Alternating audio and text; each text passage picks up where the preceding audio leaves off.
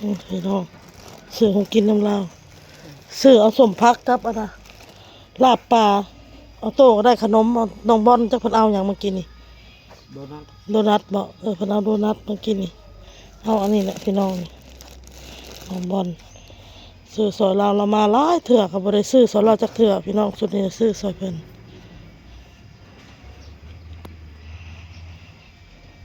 นี่ของหวานน้องเพิ่นเอาเงินให้พี่น้องโอนก็ไปซื้อข้าวมาเนาะ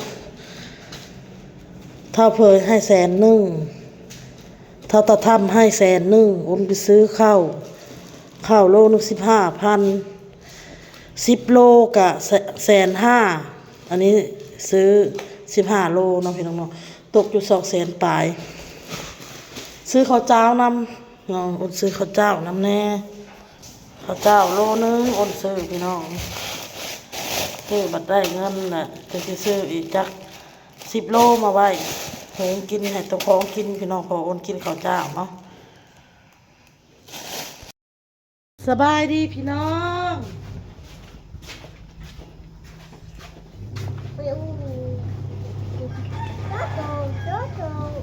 สบายดีพี่น้องตำมาดีพี่น้องวันละ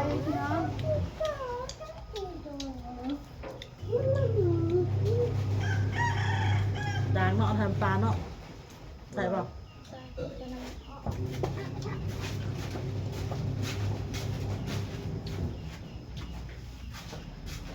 อารมณ์เลย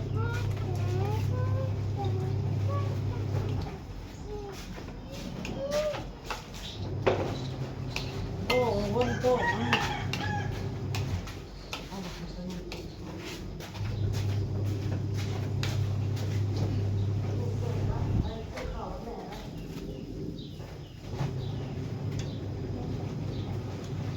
เครื่องบลายดอกเครื่อง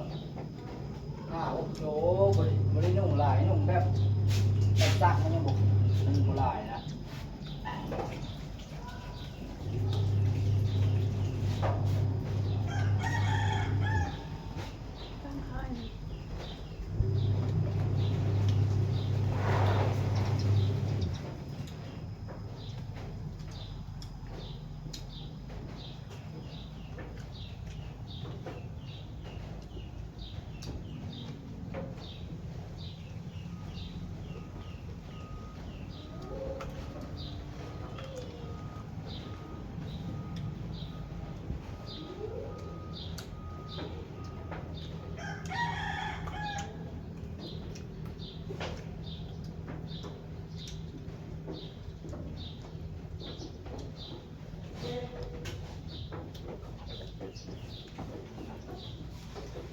อาชีพอะไรครับ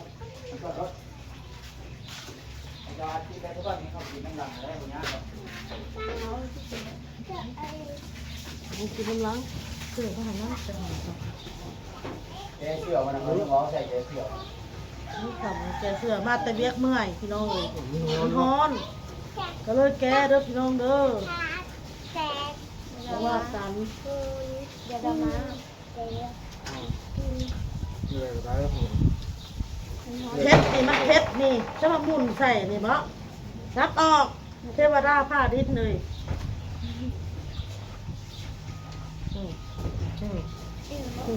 มันอิ่มแล้วมดปลาทูตัวหนึ่งก่อน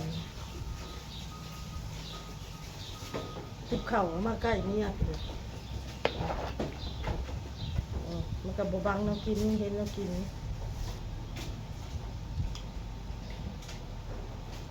ยังวันจะไล่หลายมันเป็นหนุ่มบกเคยเลาะหัวมันหนุ่มใครร้องเดี๋ยวหนุ่มแพงหัวหน้าจะกินอิ่มแล้วเลยอิ่มลูกจะกินอีกเด้อนี่บอกบ่อนเดี๋ยวกินมะทำเลยบอกจะไปเสียบน้ำมาไปแหละยังเสียบกินมาน้ำมันไม่สิมาบ่อยมันมาน้ำตัวอ้วนบอลเฮ้ยบ่อนก็ไม่คนไหนมาแบบบ่อนหนึ่งก็หอบจ้ะบอล มันเอาวันมีกัน โอ้ย ไม่ว่า มันบ่เอาหัน หดอ้วนเลยว่า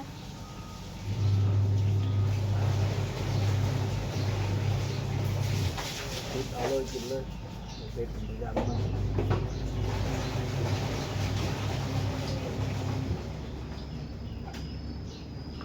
น้อง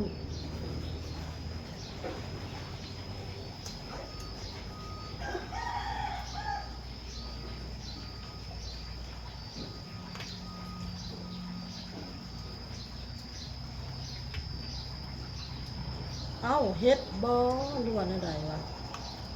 บ่แม่น บัดไปหาแห้งของขี้ดินพี่น้องเอ้ยหาเฮ็ดแบบขี้ดินมันยังแห้งมันยังบ่สุ่มเลย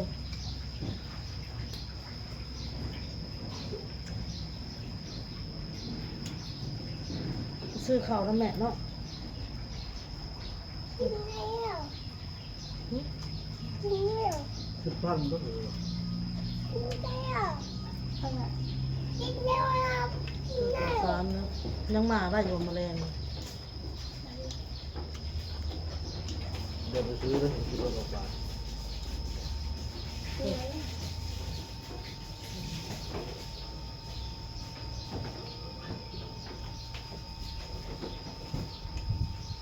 ซื้อผัดมันน่ะนะซื้อในอีตานะซื้ออยู่วงสีค่ะ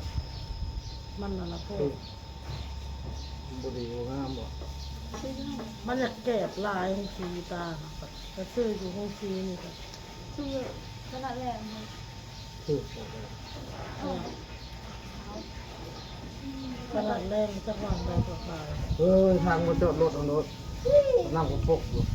ลำดับเขาเปลี่ยนใหม่แล้วตลาดแรกมันคือเก่าแล้วใด เพื่อนแล้วก็เดี๋ยวนี้ เขาง่ายออกจากวางหันแล้วเขาไปขายอยู่เครื่องแล้วเลยเนี่ย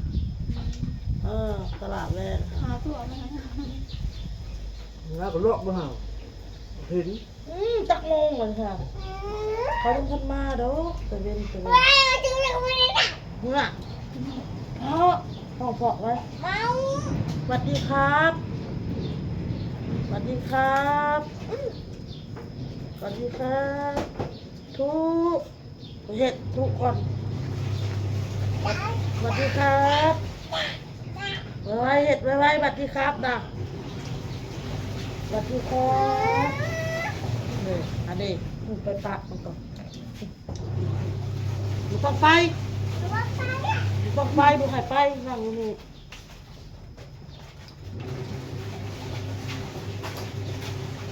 สั่งมันไปใส่อยากไปนำ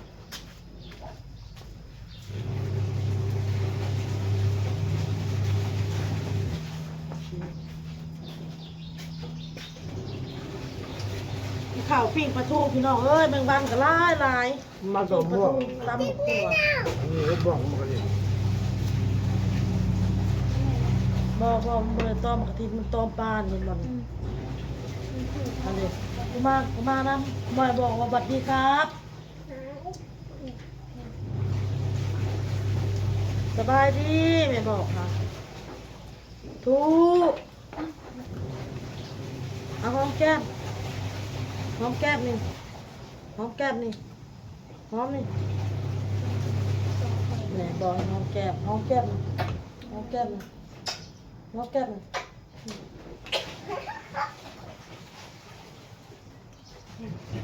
หืม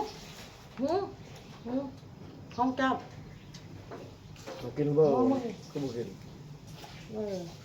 หอมนี่หอมนี่ไม่แม่หอมมันไม่หอมหอมแก้มหอมแก้มหอมแก้มแก้ม เหนื่อยเป็นยา ตบมือบ๊ายบายเลยทุกครับเด็กไข่มันนี่ กะกีจับ หวัดดีจับ เขาเห็น เอ๊ะ บ่อยาก บ่อยากแล้วนะมันอิ่มนะหวัดดีครับเห็ดดีๆหวัดดีครับกับเห็ดดีๆเบิ่งยิกหูมันน่ะอย่าเห็ดอย่าดึงเสื้อ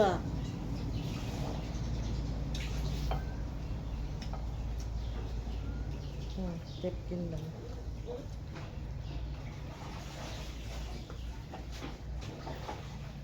ใส่ไม่ได้ หนึ่ง ทำ สอง น้อง สามสี่เอ๊ะเจ็บได้เลยทุกครับทุกครับสวัสดีครับมันว่าเป็นแต่ออโต้มันเห็ดเป็นไดมันทำบริเห็ดแต่แพงบอลกูไปหาบอลก่อน หัวมึง ไปแพงบอลก่อนหอมแก้มบอลก่อนบอลเอ้ยมาให้แม่หอมแก้มนะบอลสั่งมาแล้วออโต้นี่ หัวติดอะไรด้วย เดี๋ยวบอกกูหายอายมันแหลกไปกอดโลก ลีร้องหายมันนะ ไม่แม่แพงนะบอกแพงบอกออโต้แหละสร้างออโต้แล้วบอกแพงมันละ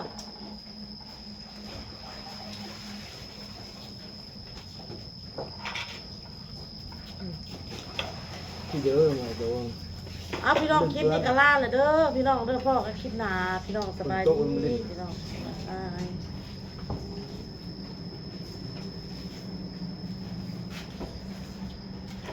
บอลใช่แล้วบอล